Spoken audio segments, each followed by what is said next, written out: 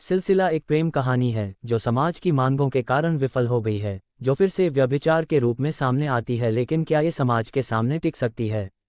जब अमिताभ बच्चन की मुलाकात शोभा जया बच्चन से होती है तो वह चांदनी रेखा के प्रति अपने प्यार के साथ साथ अपनी पिछली जिंदगी को भी दफनाने का फैसला करता है।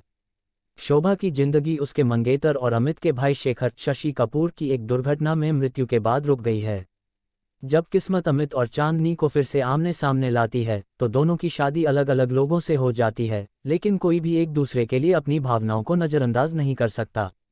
संदेह और आत्म प्रेम से बहुत दूर, कहीं करीब, विश्वास के बहुत करीब। दिल मृग तृष्णा से जाग उठा कि वह मुझसे प्यार करती है।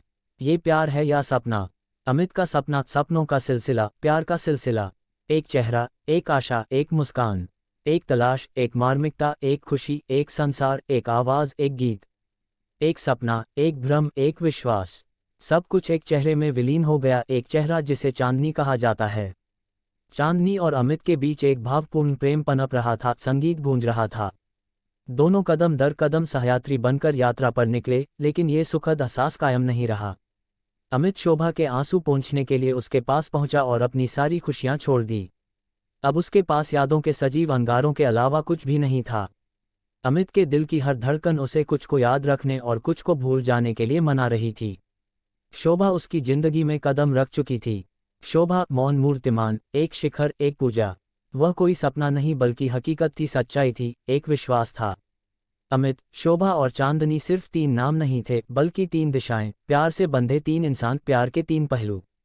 इन तीनों के सपने जिंदगी की धुंध में बिखर गए। अगर किसी सपने का अंत किसी विपत्ति में हो तो क्या फर्क पड़ता है? समय भावनाओं की तीव्रता को कम नहीं कर सकता, दूरी आत्म जागरूकता का गला नहीं घोंटती। यादों की गलियों में अतीत की घटनाएं, सुनसान राहों पर भूले हुए वादे, कोई कैसे याद कर सकता है? यादों का सिलसिला रगों में धड़कने लगा। हर कोई अब एकांत जीवन जी रहा था, कुछ अपने लिए, कुछ दूसरों के लिए। उनके फैसले सोच विचार की ऊंची दीवारों के सामने बौने हो गए।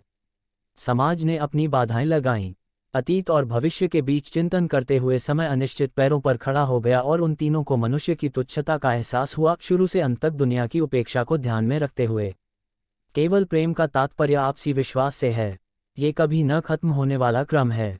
फिल्म का मशहूर डायलॉग, हम और मैं अकेले हैं, हम अक्सर एक दूसरे से बात करते हैं। अगर आप यहाँ होते तो कैसा होता? आप ये कहते, आप वह कहते, आप इस पर हैरान होते, आप हम पर इतना नाराज होते। अगर तुम अकेले होते तो क्या होता, तुम होती तो वैसा होता। मैं और मेरी तन्हाई अक्सर ये बातें करते हैं। फिल्म का बॉक्स ऑफिस कलेक्शन 3.5 करोड़ रुपये रहा।